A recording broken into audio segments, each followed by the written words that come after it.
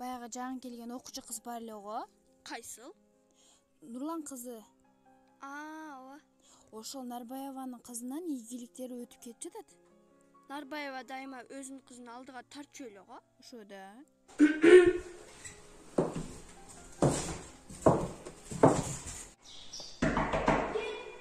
Хорошо.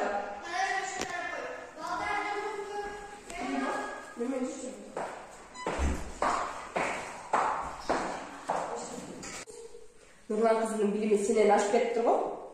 Ошону билесиңби? Экөө бир класста окуп туруп, сен билимиң артта калып кетет ошодончу. Мугалимдин кызы болуп да артта каласыңбы?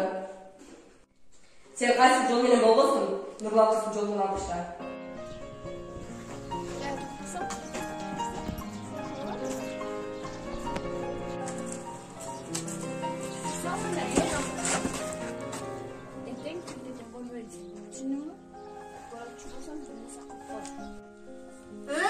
Эмне болдун? Отурушуңду кара. Ата-энең ажырашып кеткенден кийин окубай турмушка чыгып кетсең болот.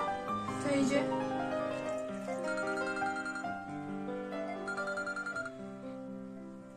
Ооба эже.